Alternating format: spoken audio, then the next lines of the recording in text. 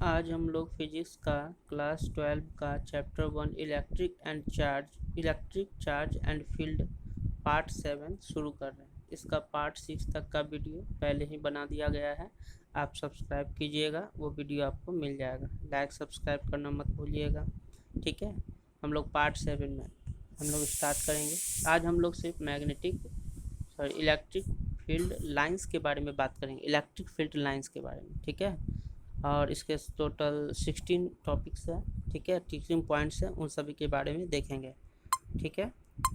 चलिए स्टार्ट करते हैं। देखिए, इलेक्ट्रिक फील्ड लाइंस या लाइंस ऑफ फोर्स, ठीक है। इलेक्ट्रिक फील्ड लाइंस या lines of force. Electric field lines, पहली बात तो हम बताए थे कि दो प्रकार के चार्ज होते हैं, प्लस चार्ज और माइनस चार्ज। तो प्लस चार्ज से जो इलेक्ट्रिक फील्ड लाइंस बनता है वो आउटवर्ड डायरेक्शन में बनता है, मतलब बाहर की ओर बनता है। अब माइनस चार्ज में जो है वो डायरेक्शन बनता है, वो इनवर्ड बनता है, अंदर की ओर बनता है, ठीक है। तो यहाँ पर एक पिक्टोरियल, मतलब यहाँ पर एक फिगर दे दिया गया है, पिक्टोरियल फिगर, ठीक है। पिक्टोरियल मतलब पिक्चर दे दिया गया है कि प्लस क्यू से क्या दिखा रहा है, ये देखिए बाहर की ओर जा रहा है ना, मतलब आउटवर्ड डायरेक्शन में जा रहा है, ठीक है। और देखिए यहाँ से भी, यहाँ से भी, यहाँ से भी, सभी से क्या जा रहा है, आउटवर्ड डायरेक्शन में जा रहा है, सभी से आउटवर्ड डायरेक्शन में। प्लस चार्ज से हमेशा electric field lines outward direction में रहेगा, ठीक है। और ठीक है, तो एरो क्या बताता है, तो एरो डायरेक्शन को बताता है। देखिए ये डायरेक्शन को बता रहा है, ये एरो कि ये बाहर की ओर निकल रहा है, ठीक है। ये एरो क्या बता रहा है, डायरेक्शन को बता देते हैं। लिखा हुआ है कि एरो जो है वो डायरेक्शन को बता रहा है, ठीक है। अब है कि डायरेक्शन क्या बताता है, तो डायरेक्शन जो है इलेक्ट्रिक फील्ड लाइंस को बताता है। एरो जो है वो डायरेक्शन को बताया कि बाहर से आया कि अंदर से आया, और डायरेक्शन किसको बताएगा, तो इलेक्ट्रिक फील्ड लाइंस को बताता है। तो देखिए ये डायरेक्शन ऐसे जा रहा है बाहर की ओर, ठीक है। तो बता रहा है कि प्लस क्यू से बाहर की ओर इलेक्ट्रिक फील्ड लाइंस निकल रही है, मतलब डायरेक्शन ही क्या बता रहा है, इलेक्ट्रिक फील्ड लाइंस को बताता है, ठीक है। अब क्या है कि इसका जो लेंथ होगा, लेंथ ऑफ एरो, एरो का जो लेंथ होगा, ये जो एरो का लेंथ है वो मैग्नीट्यूड ऑफ इलेक्ट्रिक फील्ड के बराबर होगा। देखिए यहाँ लिखा हुआ है, ठीक है। लेंथ ऑफ एरो जो होगा वो मैग्नीट्यूड ऑफ इलेक्ट्रिक फील्ड, मतलब इलेक्ट्रिक फील्ड के मैग्नीट्यूड, मैग्नीट्यूड मतलब कितना पावर है इलेक्ट्रिक फील्ड में, कितना ज़्यादा है या कितना कम है, तो वो मैग्नीट्यूड से बताता है। यहाँ पर भी लिखा हुआ है कि प्लस क्यू जो है इलेक्ट्रिक फील्ड को बाहर की और माइनस क्यू इलेक्ट्रिक फील्ड को अंदर की ओर। तो ये अच्छी तरह से पहले समझ लेना है आपको, ठीक है, कि प्लस क्यू जो है इलेक्ट्रिक फील्ड को बाहर और माइनस क्यू जो है इलेक्ट्रिक फील्ड को अंदर खींचता है।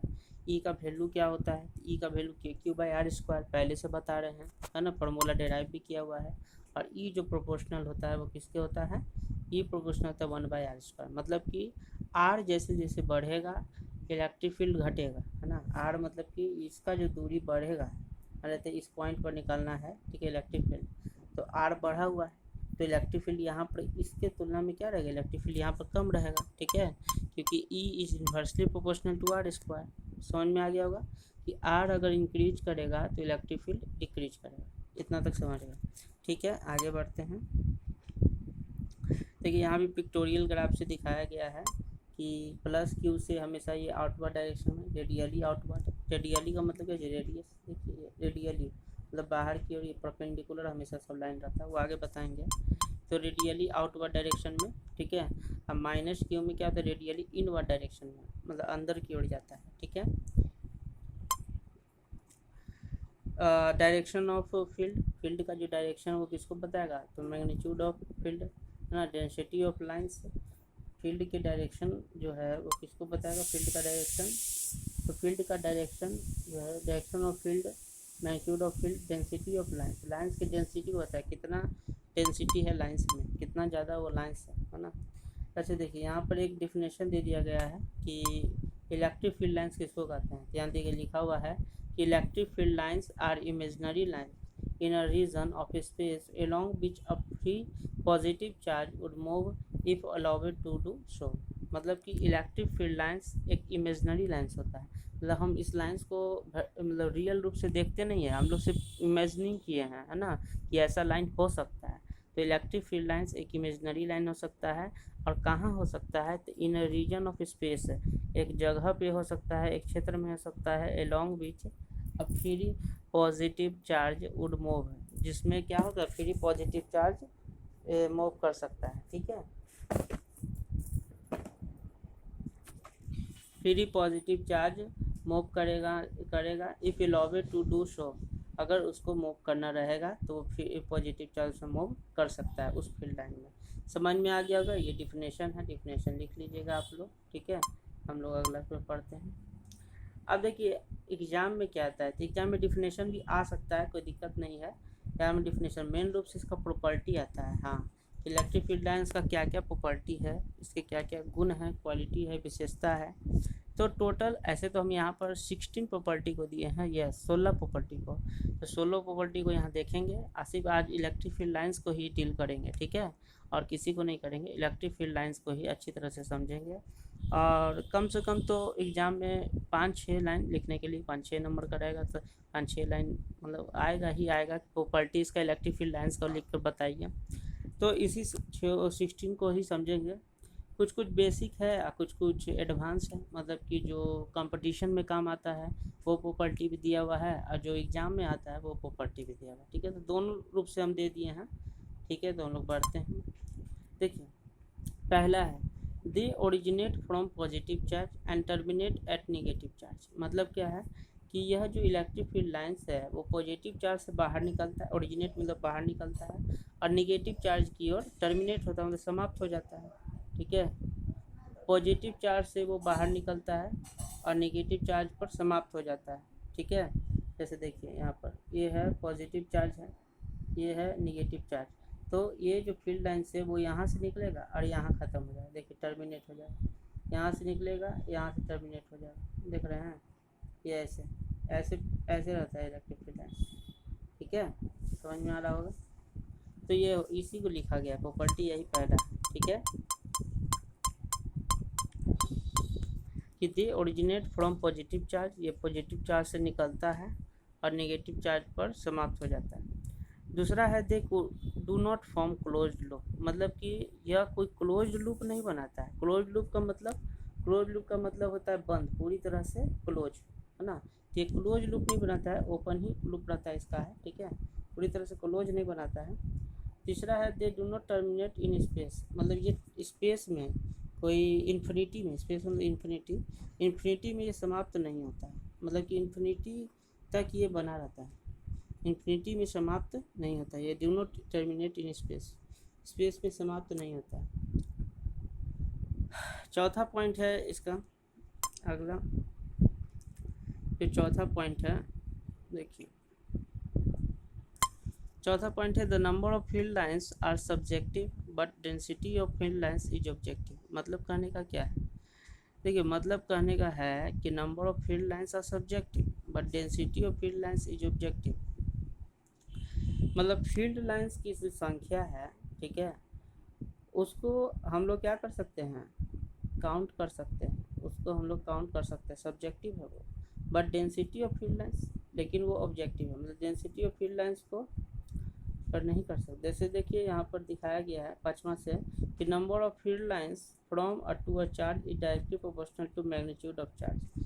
मतलब कि हाँ ये देखिए फील्ड लाइंस का जो नंबर है, जितने फील्ड लाइंस हो सकते हैं वो डायरेक्टली प्रोपोर्शनल किसका होता है, चार्ज के मैग्नीट्यूड के। मतलब कहने का देखिए जैसे कि यहाँ पर एक चार्ज है प्लस क्यू, एक ही चार्ज हुआ, तो एक चार्ज हुआ तो इससे 2 लाइन्स निकलेंगे, एक चार्ज से 2 लाइन। देखिए अगर मान लेते एक चार्ज से 2 लाइन निकल रहे हैं, ठीक है, तो उसी चार्ज को अगर दुगना कर दिया जाए तो उससे कितने लाइन्स निकलेंगे, 4 लाइन निकलेंगे, है ना। वही कहने का मतलब है, अगर उसी चार्ज को क्या कर दिया जाए, दुगना कर दिया जाए तो उससे कितने लाइन्स निकलेंगे, 4 लाइन्स निकलेंगे, ठीक है। समझ गए होंगे। तो यही लिखा हुआ है कि the number of field lines from a to a charge, कि चार्ज से जो फील्ड लाइन्स निकल रहे हैं उसकी संख्या जो होती है वो चार्ज के मैग्नीट्यूड के प्रोपोर्शनल होती है ना। मतलब जितना ज़्यादा है ना फील्ड लाइंस रहेगा उतना ज़्यादा चार्ज का मैग्नीट्यूड रहेगा, उतना ज़्यादा पावर रहेगा चार्ज में। समझ में आ गया होगा। जैसे देखिए यहाँ पर भी बताया गया है कि प्लस क्यू है, तो प्लस क्यू है तो यहाँ पर क्या है कि 4 लाइंस दिखा रहे हैं, तो उसी को क्या कर दिए यहाँ पर देखिए दुगना कर दिए, उसी चार्ज को हम दुगना कर दिए, तो 4 लाइन को दिखा रहे, ये कितने लाइन को दिखाएगा, 8 लाइन को दिखाएगा, है ना। मतलब डायरेक्टली प्रोपोर्शनल हो जाएगा, अगर चार्ज बढ़ेगा तो फील्ड लाइंस भी बढ़ेगा। समझ में आ गया होगा पाँचों, ठीक है। इसके आगे हम लोग बढ़ते हैं। देखिए इससे एक क्वेश्चन रिलेटेड है, पीछे वाले क्वेश्चन से एक क्वेश्चन रिलेटेड है। देखिए Q1 चार्ज है, Q2 चार्ज, एक पॉजिटिव चार्ज है, एक नेगेटिव चार्ज है, यहाँ लिखा हुआ है एक पॉजिटिव चार्ज है और एक नेगेटिव चार्ज है। ओके, तो फील्ड लाइंस कैसे होगा? फील्ड लाइंस होगा कि Q1 से जाएगा, Q2 पर टर्मिनेट हो जाएगा, Q1 से ओरिजिनेट होगा, Q2 पर टर्मिनेट हो जाएगा। ठीक है, मतलब पॉजिटिव चार्ज से निकलता है, नेगेटिव चार्ज की ओर जाता है, तो पता ही है। चलिए ठीक। अब क्या है कि अब वैल्यू पूछ रहा है, वैल्यू किसका पूछ रहा है? तो Q1 बाय Q2 का वैल्यू बताइए, Q1 बाय Q2 का वैल्यू बताइए। तो देखो बहुत ही सिंपल है, Q1 बाय Q2 का वैल्यू, चूँकि अभी पता है कि चार्ज का जो वैल्यू वही होगा जो फील्ड लाइंस का होगा, फील्ड लाइंस का जो नंबर होगा वही चार्ज का नंबर होगा।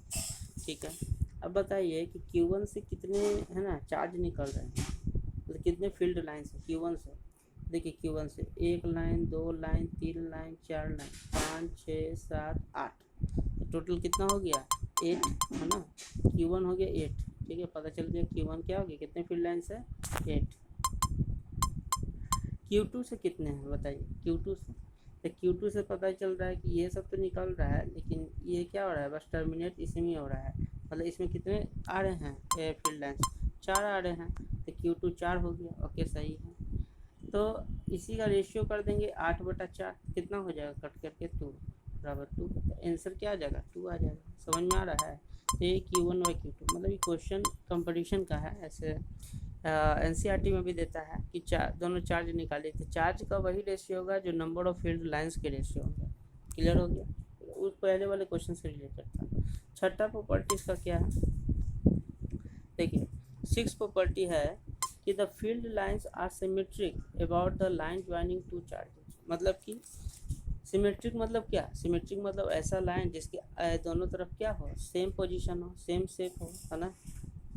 तो इलेक्ट्रिक फील्ड लाइंस जो होते हैं, ठीक है, are symmetry about the line joining two charges, मतलब दोनों चार्ज का जो लाइन ज्वाइनिंग हो रहा है, देखो लाइन जुड़ रहा है ना, दोनों चार्जों का जो लाइन जुड़ रहा है वही हुआ लाइन ज्वाइनिंग टू चार्जेस जुड़ रहा है, वो द फील्ड लाइंस, हाँ तो लाइन जुड़ रहा है तो वो सिमेट्री है ना, सिमेट्री बना रहा है। देखो कैसे, ये देखो ये जो शेप बन रहा है, देखो दोनों में बराबर बन रहा है। हाँ मतलब यही करने का मतलब है कि the field lines are symmetry. Field lines जो होते हैं सिमेट्री होते हैं, किसके सिमेट्री होते हैं? Line joining the two charges, दो चार्ज का जो लाइन ज्वाइनिंग जो हो रहा है ना उस सिमेट्री होते हैं, क्योंकि देखो दोनों में सेम आ रहा है, सिमेट्री का मतलब सेम आना। ओके समझ में आ गया होगा? ठीक है, अब देखिए अगला प्रॉपर्टी,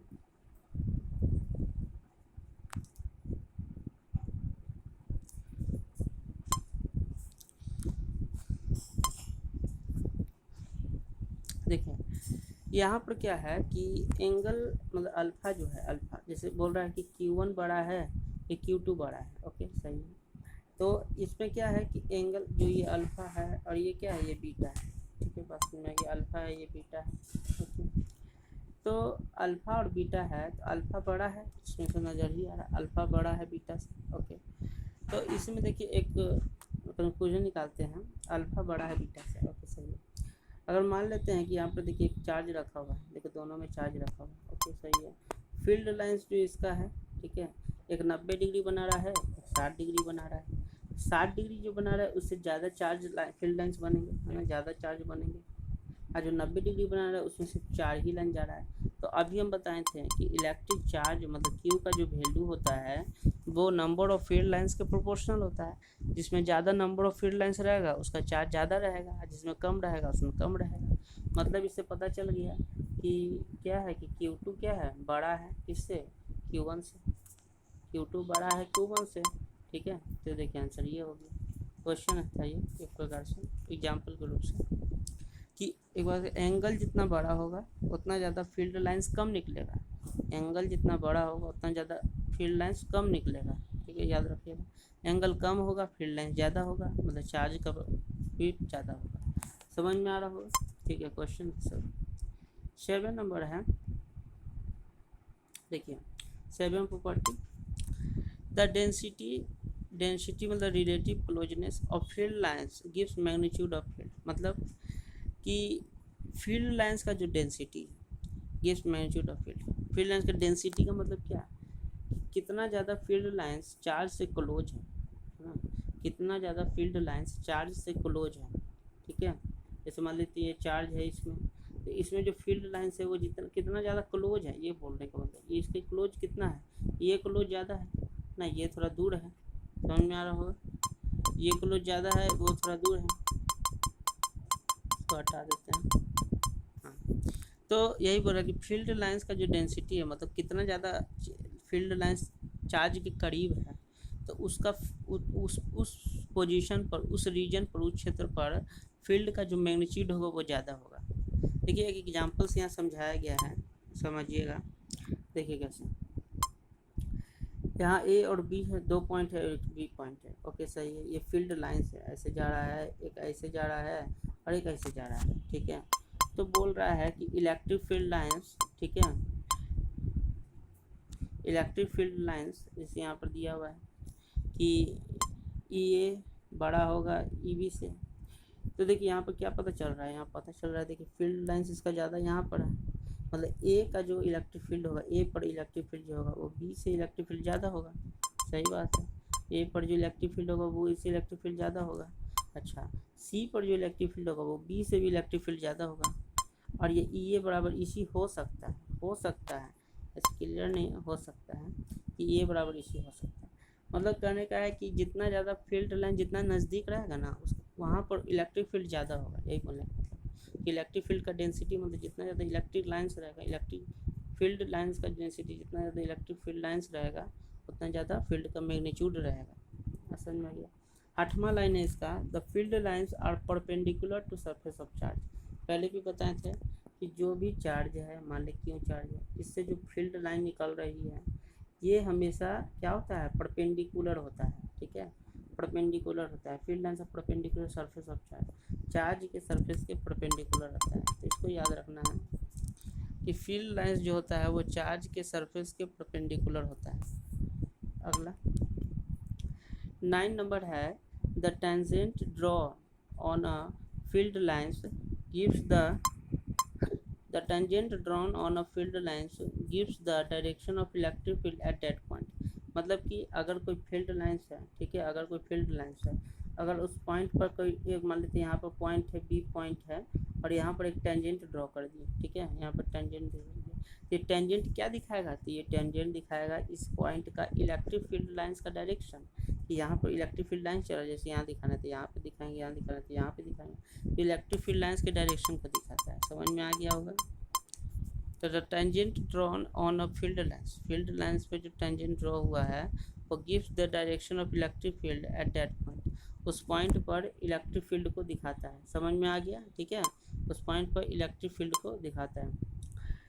10 पॉइंट है, 10वां पॉइंट है कि 2 electric field lines can never intersect each other. ये तो पता ही है कि दो जो इलेक्ट्रिक फील्ड लाइन्स होते हैं वो इंटरसेक्ट कभी एक दूसरे को नहीं करते हैं, इंटरसेक्ट कभी एक दूसरे को नहीं करते हैं।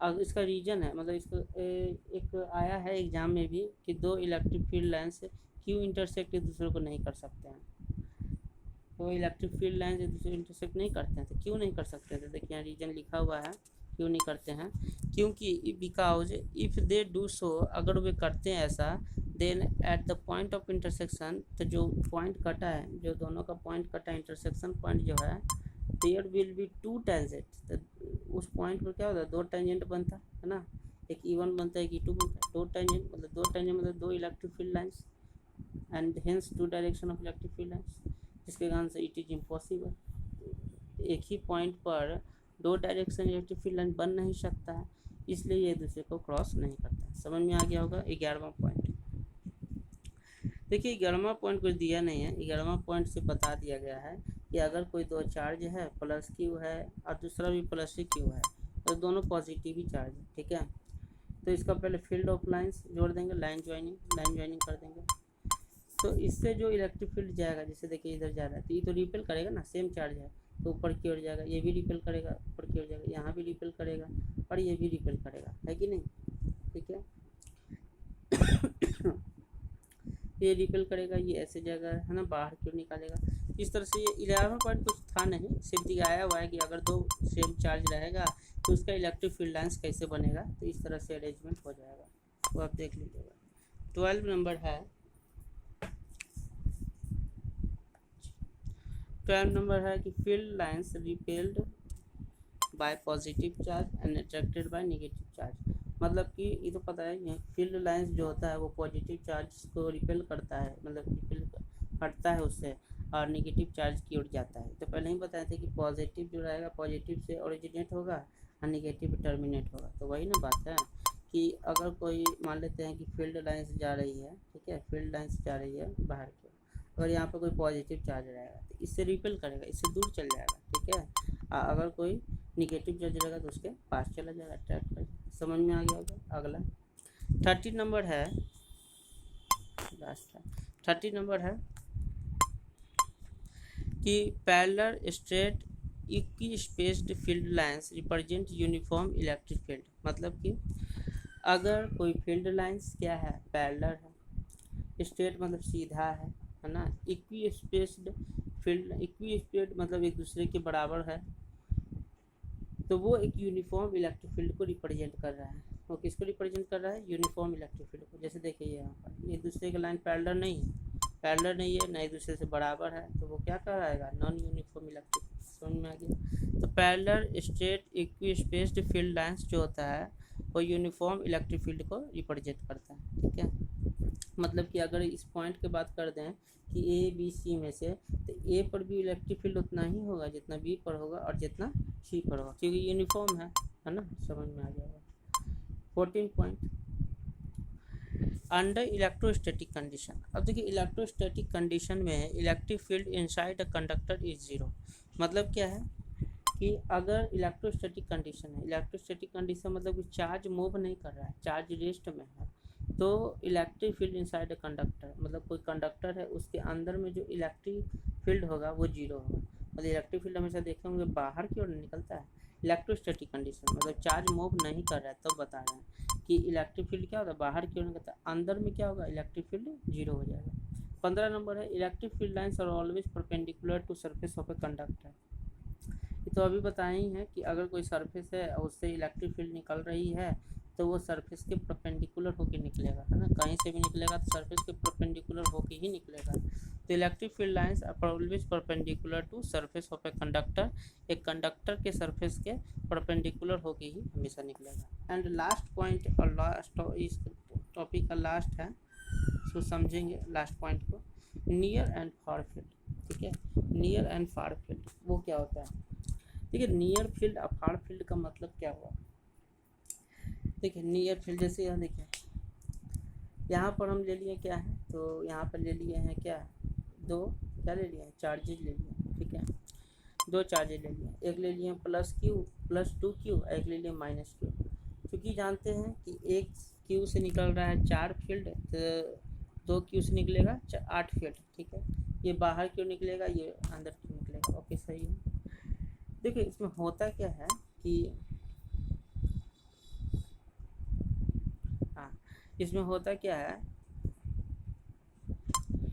कि अगर एक दूसरे के नज़दीक रहेगा, जैसे मान लेते हैं एक दूसरे के नज़दीक रहेगा, ठीक है, तो ये वाला क्या करेगा, ये चार्ज इसके साथ जुड़ जाएगा, ये चार्ज इसके साथ जुड़ जाएगा, है ना, पॉसिबल हो सकता है ये चार्ज इसके साथ जुड़ जाएगा और ये चार्ज इसके साथ जुड़ जाएगा, ठीक है।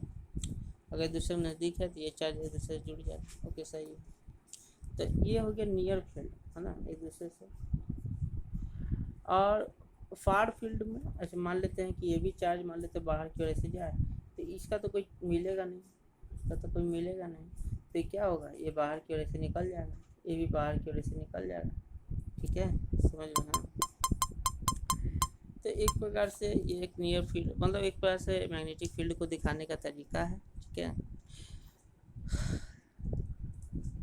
कैंसिल हो जाता है, जैसे प्लस क्यू 2Q है माइनस क्यू है, तो 4 को तो ये बैलेंस कर गया, इसके पास कितना बचा, 4 बचेगा, ठीक है।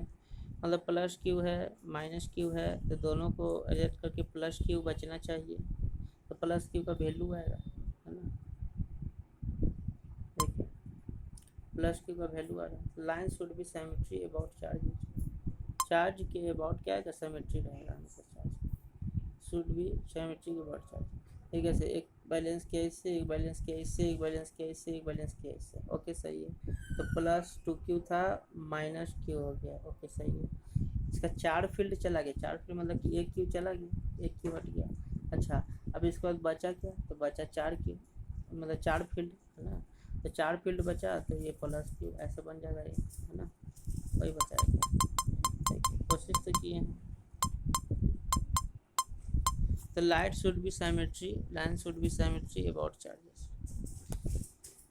समझ में आ गया होगा, है ना, ये 16 पॉइंट को। तो ये इलेक्ट्रिक फील्ड लाइंस का प्रॉपर्टी था, उसका डिफिनेशन बता दिया कैसे क्या होता है, एग्जाम में आता है, इससे कंपटीशन में भी क्वेश्चन आता है, ये सब छोटा मोटा बात याद रखने के लिए, ठीक है।